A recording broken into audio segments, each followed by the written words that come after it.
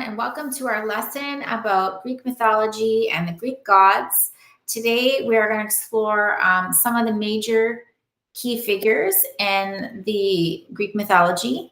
Not all, but most. And then by the end, the goal is for you to try to decide for yourself which god you think is the most important one, or which one do you really like the most, and continue with your lesson and activities as well.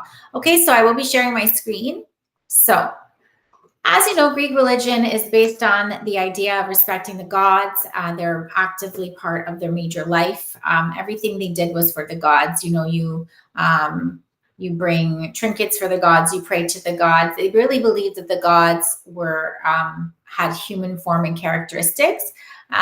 And so it's important to see like the reasoning behind even some of the buildings of different places, like the Parthenon, built for honoring the gods. And they have festivals in their honor, or even the Olympic Games were done in their honor. Greeks found ways to honor the gods on a regular basis. And there were myths and legends told about these gods, and explaining why they were so important to them. Eventually, as you know, with writing, things get written down, those myths and legends get written down. This temple here is an example. Temples were built as houses for the gods. If you were a richer city, you'd have more temples.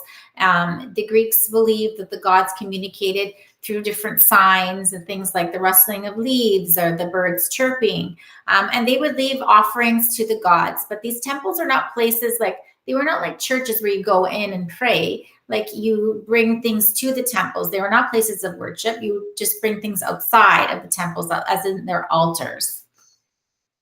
This example is the Parthenon. So the temple of the Athenian Acropolis is dedicated to the goddess Athena, which, again, goddess Athena, her name is the name for Athens, based off the name for Athens, right? They started building this in 447 BCE, and it was completed in 438 BCE. It's a really enduring symbol of the ancient world. And if you get a chance to go to ancient Greece, I've been to Athens specifically, and you see the Parthenon and you go and you walk around. It's incredible to see that history and how it's still in place, like it's still around over 2,000 years later. That kind of architecture still exists. It hasn't crumbled completely. Obviously, they are constantly doing revitalizing projects to make sure that it stays and lasts longer. Right? Sometimes I think to myself, of our modern buildings, would they be able to last 2,000 years? Would they stand to last 2,000 years? But these places did. Now, there's the Oracle of Delphi is an oracle is the person that you go to provide wise and insightful counsel.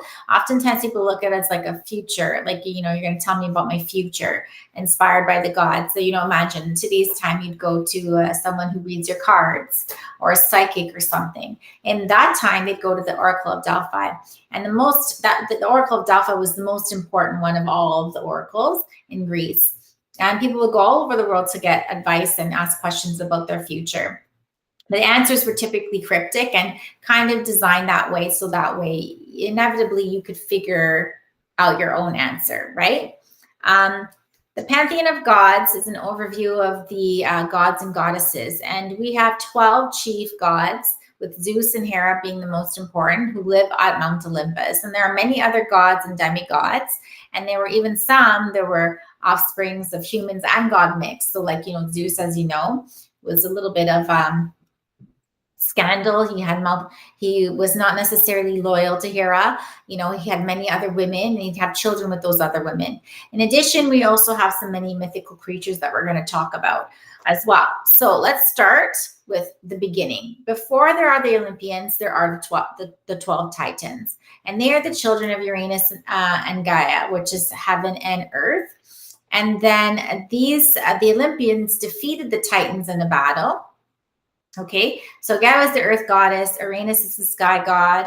It was dethroned by Cronus, right?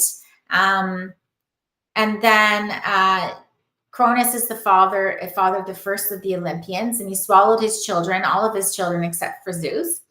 Okay, and then Prometheus is the protector of man, and Atlas was punished by Zeus, having to hold the world on his back. Okay, So actually, if you see even sometimes like there's even a company named Atlas, right? The company named Atlas, what's the image? An image of Atlas holding up the world, right? So this is again the impact you can see of the Greek culture and mythology impacting regular everyday life, right? So the Olympians were the offspring of the Titans. They overthrew the Titans in their war to control the universe. It was led by Zeus and his brothers. And Zeus and his brothers had to determine and split up the territory and determine who would be the new, if you will. Okay. All right. So here is just like a family tree. All right. Gaia and Uranus. And then they have Cronus and Rhea, right? And then these are some of the children. Cronus is kids. He eats all of them except for Zeus, right? And then you've got the Olympians. What I encourage you to do is to go back to this slideshow and watch this particular kind of a reenactment of the comic version of it, just to kind of put a visual to what I'm explaining to you. So Zeus is the king of the gods. He's the god of sky and thunder. He overthrows his father, and then he drew lots, like drawing like almost like drawing straws, you know, like who's going to be in charge, who's going to succeed their father to the throne. He wins the draw, and he becomes the supreme ruler. His symbols are the thunderbolt, as you know, the eagle, the bull, and the oak. And his symbols are Poseidon, Hades, Hestia, Demeter, and Hera. He ends up marrying his sister, right? And he has many affairs with other gods and other mortals as well. So if you look up who causes most of the problems in Greek mythology, it's Zeus. Zeus and his non-monogamous ways. All right. He's also seen as the protector of people because he really takes a paternal interest in mortals and like wants to protect them, and he wants to reward charity and honesty, but he also wants to punish those who are not honest and who are cruel. And he really thinks and demands that the wealthy inhabitants of the world should be attentive to the needs of the people. Now, Hera is his wife, also sister. She's the queen of the gods, and she's a goddess of childbirth and marriage. She's very jealous and of Zeus and his affairs and can be vindictive. In fact, she cursed Heracles with madness just because he was his illegitimate son. So here's this image of Heracles, also known as Hercules. But Heracles is the demigod. Zeus is his god, is his father, and Immortal was his mom. And Hera knew that he was the offspring, and she wanted to destroy him. And since she sent 2 serpents to kill him, but he, as the baby, ended up strangling them both. And then he ends up being raised like a normal child. He finds happiness, gets married, starts a family, but she's not happy to see him happy, so she submits him to madness. And during his madness, he kills his children and wife. And then in order to overcome this madness, he's grief-stricken. He wants to rid himself of his sins, so he does the 12 labors, like bringing 3-headed dogs from the underworld to the main world, like defeating the Hydra monster, which we're also going to talk about, etc. And Zeus is so impressed by him that he makes him an actual god. Now we have Poseidon, his brother, who is the brother of Zeus and Hades. He's the god of the sea. And his weapon is the trident. He's the second most powerful of those gods. He can be difficult to deal with and have a different greedy personality as well. Hades is the god of the underworld. His symbol is the Cerberus, the multi-headed dog, the bident, the 2-pronged pitchfork, and the cypress tree of mourning. He uses the pitchfork to create his earthquakes. Now, Hades ends up marrying Persephone, the daughter of Demeter, and he kidnaps actually Persephone to the underworld. And then eventually a deal is struck where Persephone can go and visit her mom, Demeter. Demeter, you know, we're going to talk about her soon as well, is the goddess of of living things, of agriculture, of the growth of plants, etc. Okay. Aphrodite is the god of love and beauty, and she's also the goddess of fertility. She is said to have been born from sea foam, and She's the wife of Hephaestus, but she has many lovers. She is said that she can make anyone fall in love with her or love her. And so her beauty is a source of much rivalry amongst all the other gods and immortals. Athena is the god of wisdom, heroes, and war. She's the patron goddess of Athens, therefore the name Athena. Athens, Athena comes from Athena. Her symbol is the owl, and she's a protector of the city. Okay, Ares is known as the god of war. He's the son of Zeus and Hera. He's represented by a very raw violence of wartime. If you watch the movie Wonder Woman, and they were in World War I, that scene in World War I, she's always saying that the war is being caused by Ares. It's Ares. It's Ares. Ares is doing all this bad stuff, right? Again, where does this come from? This notion in mythology of him being involved with raw violence. He's probably one of the most unpopular of all the Olympic gods because of his temper and his thirst for conflict. His symbols are the dogs, vultures, and armor. Apollo is the god of sunlight and truth. A lot of places of worship were for in honor of Apollo. He is known as the archer and shooting his bow, god of healing, the idea of giving science of medicine to man, the god of light, the god of music, and the god of truth. He's also being able to harness a 4-horse chariot to move the sun across the sky. The oracle in Delphi is devoted to Apollo. And his holy tree was the laurel, and his holy animal was the dolphin. If you watch the movie Troy, you can see that the Trojans desecrated the temple of Apollo in that particular movie. Again, people would go there to pray to Apollo. So, and you can see how it's constantly used in entertainment, this notion of mythology. Artemis is the god of the moon and of hunting. She's also the goddess of chastity and of the natural environment. She is the twin sister of Apollo. And, she is a protector of all animals, wild to animals and tame animals. And her symbols were weapons and the crescent moon. Demeter is the god of fertility and harvest. And as I mentioned earlier, her daughter Persephone was abducted by Hades to become his wife. And she was so upset that she laid a curse on the world that would cause all the plants to wither and die and the land to become desolate, which became known and what we experience as winter, and everything dies and goes to sleep and all the leaves fall.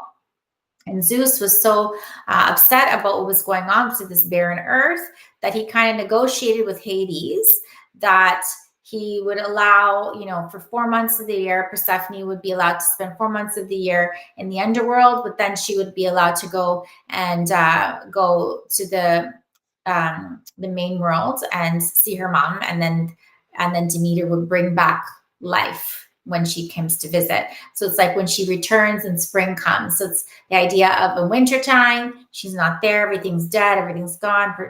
Persephone is with Hades in the underworld. And then when she comes back to visit, it's springtime. Things are regrowing again.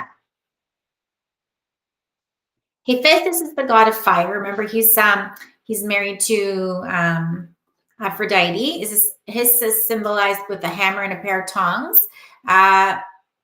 Now, according to this account of Hephaestus when he was born, because he was the son of Zeus and Hera, he wasn't perfect. He was crippled, and she threw him off of Mount Olympus. He fell into the ocean and was raised by the deities, Thetis and Eurynomy.